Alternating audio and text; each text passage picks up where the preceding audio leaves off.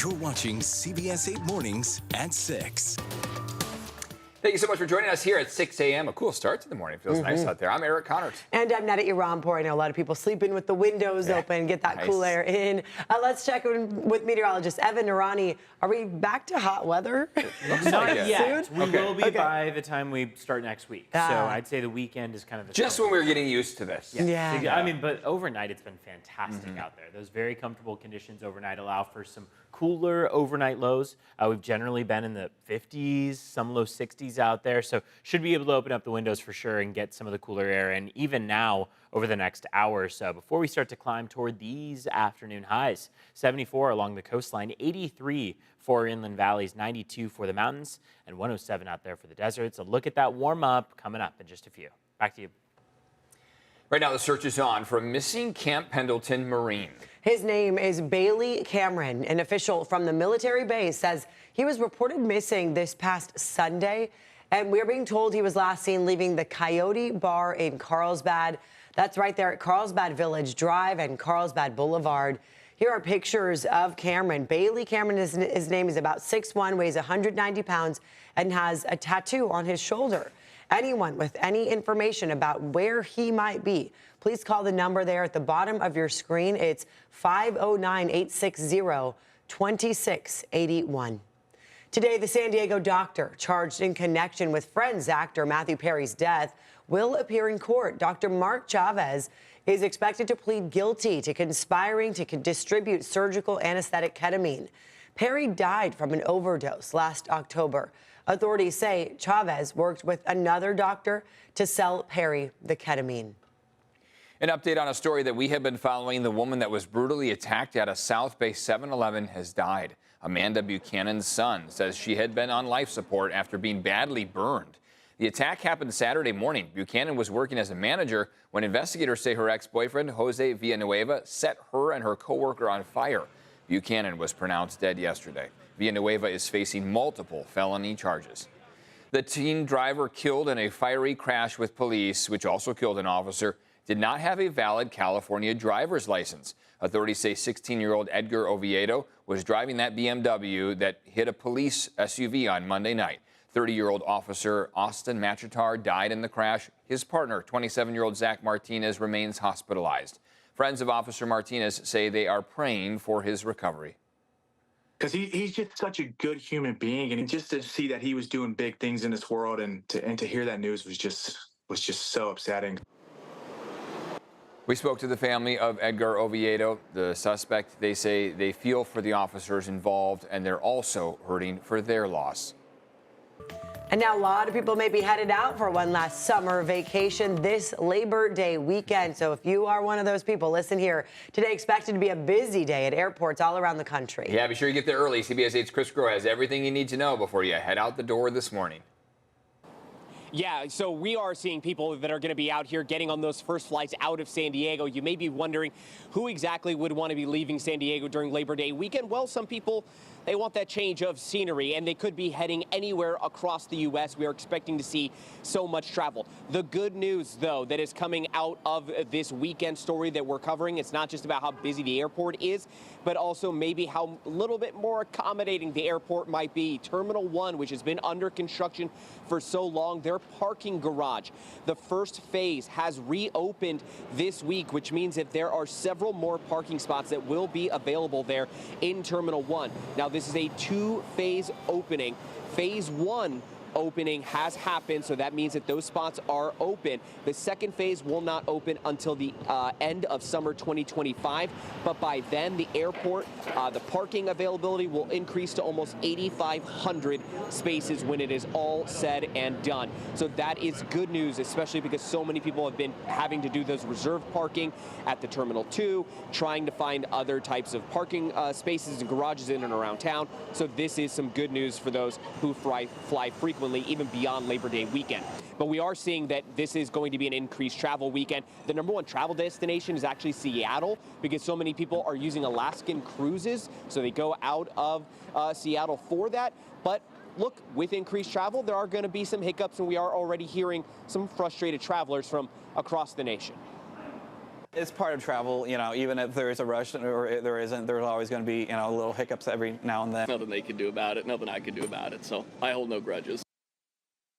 And so, look, if you're a little bit scarred from growing up and having your parents tell you that we need to be at the airport about an hour and a half, 2 hours early, well, now you get to respond and relay that same message to your travel counterparts, except add a couple, maybe an hour or two to that. That's going to be the best advice for trying to sort through any of the glitches or issues or lines or anything that you might deal with. Get here as early as possible. That is what the airport AAA will relay, and that's what we will relay to you as well, too. Back to you.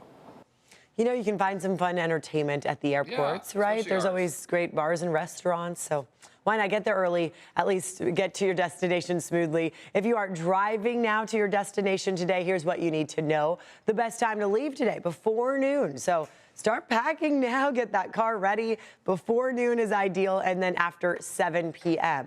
The worst time will be between 2 and 6 this afternoon. San Diego's average gas price today is $4.68. A reminder, of course, not to drink and drive this Labor Day weekend. California Highway Patrol kicks off their maximum enforcement period tonight. That means every available officer will be looking for impaired drivers. 38 people died in crashes during the holiday weekend last year, and more than 1,000 people were arrested statewide for driving under the influence. You don't want to get caught doing that. You don't want to put anyone's lives at risk. And heads up here, MTS is ramping up trolley service for the busy holiday weekend. The blue, orange, and green trolley lines will have extra service before and after the Steve Miller Band concert today. Also, an excuse not to get in the car. They're also increasing the green line service tomorrow and Sunday before and after the Aztec and Wave games over at Snapdragon. Then on Monday, MTS's vintage trolley will be up and running on the Silver Line. MTS will operate on a Sunday service schedule for Labor Day. Well, it's a campaign first. Vice President Kamala Harris and running mate Tim Walz sitting down for their first joint interview since sewing up the 2024 Democratic nomination yesterday. Meanwhile, former President Donald Trump campaigned in 2 Midwest battleground states, focusing this time on women's reproductive care. CBS News correspondent Jared Hill has the latest. From the campaign trail in Georgia to the hot seat, my values have not changed. Vice President Kamala Harris and Governor Tim Walz, in their first in-depth interview since officially clinching the Democratic nomination, spoke to CNN about her top priorities. Day one, it's going to be about, one, implementing my plan for what I call an opportunity economy. And clarified why she's changed her position on some policies she backed during her first run in 2019, like supporting a ban on fracking. We can increase a thriving clean energy economy without banning fracking. And decriminalizing the southern border. I believe there should be consequence. We have laws that have to be followed and enforced. Meanwhile, Walz took on scrutiny over his military service. My record has been out there for over 40 years to speak for itself. Former President Donald Trump called the interview boring on social media after he unveiled a new campaign promise while stumping in Wisconsin and Michigan. Your government will pay for, or your insurance company will be mandated to pay for, all costs associated with IVF treatment. Trump making news of his own with NBC, criticizing Florida's 6-week abortion ban, appearing to support a November ballot measure to expand access. I think the 6 week is too short. It has to be more time. His campaign later clarifying he hasn't yet said how he'll vote. Jared Hill, CBS News.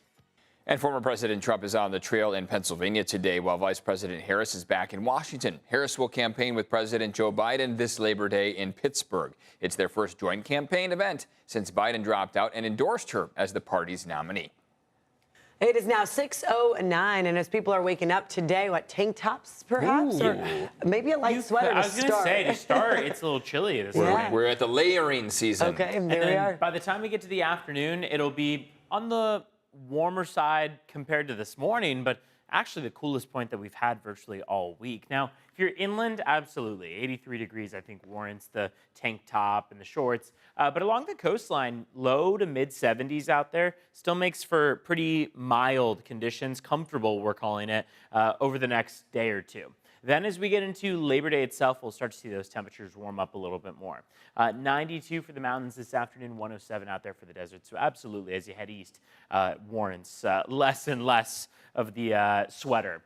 Sunrise at 6:22 out there, so another about 12 minutes or so. Sunset's coming at 7:15, working through some overcast skies over the next several hours. Weekend beach forecast shows 77 degrees along the coast for Saturday, so we're climbing a few degrees compared to today at 74. And then by the time we get to Sunday, climbing all the way to 79. Some models show that as early as Monday and then all the way through next week, the coastline could be in the 80s. But for this afternoon, we're still in that more seasonal, comfortable range. In fact, in most cases, we're trending a few degrees shy of where we normally would be. 75 for National City, 73 for Chula Vista, 80 for La Mesa, and 85 for Santee and El Cajon. We'll take you up to Palomar Mountain at 86, Escondido at 84, and Poway at 83. But Ramona still warming to the low 90s for the afternoon. Borrego Springs and Ocotillo Wells both going for 108 on that afternoon high. Now, if you're looking for the surf, 1 to 3 foot waves is all we've been dealing with for the last couple weeks. Surf has been pretty mild out there. We are continuing, however, to see some pretty warm water temperatures out there, mostly in the 70s, right around 73 degrees, and that risk of rip currents is low. Walking out the door right now, predominantly 60s, some 50s inland. Otherwise, though, 69 degrees in San Diego, nearly 70. Julian and Palomar Mountain are both at 70 right now. Let's take a look at traffic here. So far, it is a pretty quiet start to the morning. Looks like we just saw one crash pop up in the downtown area, another one up in the Oceanside area. Both of those can be found on our website, cbs8.com/traffic. Let's look at border wait times too, where it's a 125-minute wait at the San Ysidro Port of Entry, 85-minute wait at the Otay Mesa Port of Entry this morning.